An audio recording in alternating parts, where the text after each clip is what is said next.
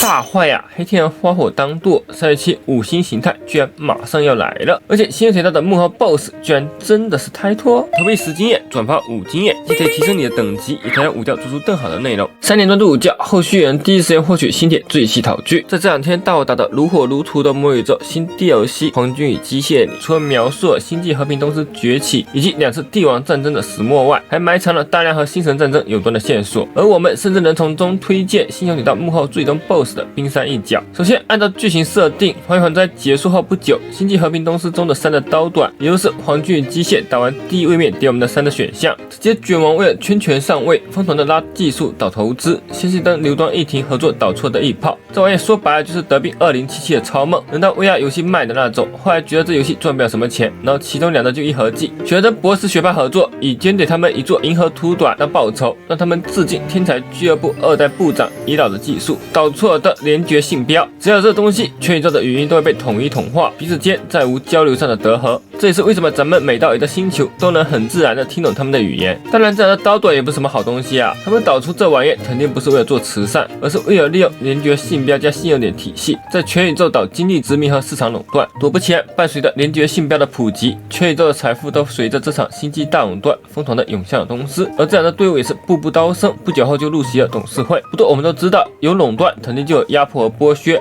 这东司得着吸全宇宙的血，自然会导致星际秩序彻底失衡。不仅如此，他们还利用自己的权力殖民了无数无机生命的世界，并截取了大量的利益，为后续反有机生命的帝皇战争埋下了爆发的导火索。这样咱均衡星神顾老爷子彻底坐不住了，这才当送走了樊玉，怎么又来这么多不当人的？不得已之下，整起来加了班，向世人再次强调均衡第一定律：公平，公平。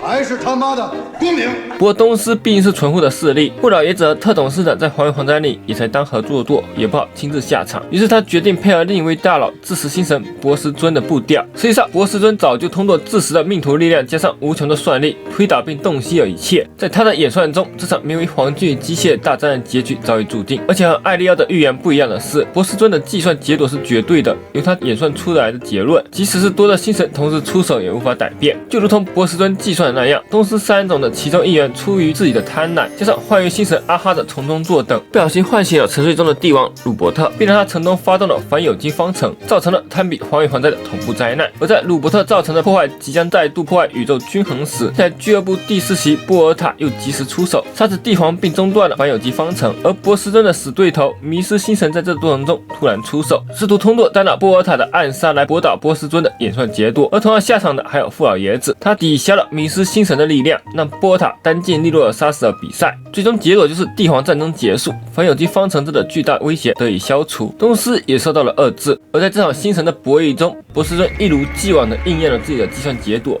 收获了他要的平衡，阿哈则收获了乐子，只有迷失星神一败涂地。所以他暗中出手，模糊了有机与无机的认识。那里的有机生命误以为自己是鲁伯特的继承者，从而引发了第2次帝皇战争。这也导致东司对无机生命草木皆兵，甚至一度计划要灭绝宇宙中所有的机械生命。但在这第2场博弈中，博斯尊再度吊打了迷失星神，他只是邀请了一位爱好和平的无机生命加入天才俱乐部，就彻底打消了东司的念头。而这的无机生命正是我们熟悉的罗斯都姆。直到今天，他还在委托你发任务，让咱们帮忙收拾鲁伯特的烂摊子。他真的我图死。但迷失星神和博斯尊的战争还远未结束，不知道大家还记不记得，在荒原灾的行者之道里，还有个隐藏誓言叫鲁伯特3世正在路上。而一直致力于维护有机生命和无机生命共同发展的罗斯都姆，自然也会成为迷失星神的眼中钉。该不会策划要给罗斯都姆发刀子，让他洗脑成为鲁伯特3世，然后被泰洛者终结吧？这特别鲁路修领尤菲米亚被洗脑后，下令屠杀平民还有阴间啊！此外，博斯尊不仅算出了这些灾难的结果，也推导出了让他们产生的幕后元凶。没错，就以泰洛星神阿基为例，最初是泰洛的航线让殖民者能穿越宇宙，对虫皇的渡乡带来了战争，甚至把他们杀了灭族，导致了虫皇的诞生。同样是泰洛的航线让黄与环灾得以穿梭宇宙，吞噬诸界。而这次黄金与机械的起源，依然是泰洛的航线让东司人肉星际大殖民大岛垄断，破坏了宇宙的秩序。后来又是泰洛的航线让反有机方程传递到了宇宙的每个角落，引起生灵涂炭、血流成河，甚至风劳民在宇宙中肆意掠夺，也都是走的泰托牌刀术东路。此外，仙舟为求长生，远离度土，纳鲁特母星被虫皇和帝王战争毁灭，被动觉醒登神，这些事件也都和泰拓脱不开关系。所以毁灭和悬念也是宇宙里唯一见到我们就直接出手的星神。再加上魔女宇宙中记忆星神弗利在见到玩家扮演的泰拓后说的第一句话，先翻译成英文再翻译成中文的意思是：长袍黑肤的你嗤笑探索。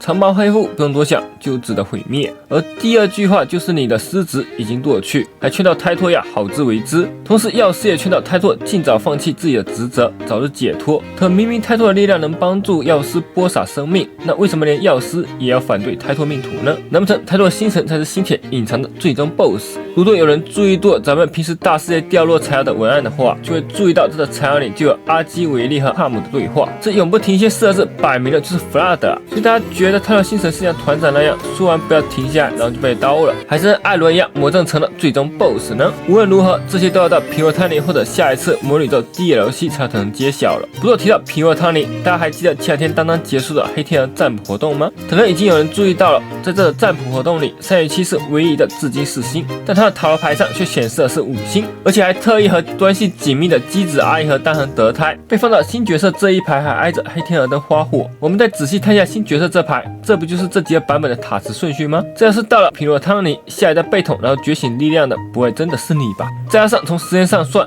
黑天鹅花火时装会是2月份春节，难不成周年农历3月7，这样得大伙整的5星3月7？大家觉得呢？感谢大家3点多有支持，我们下期视频再见啦！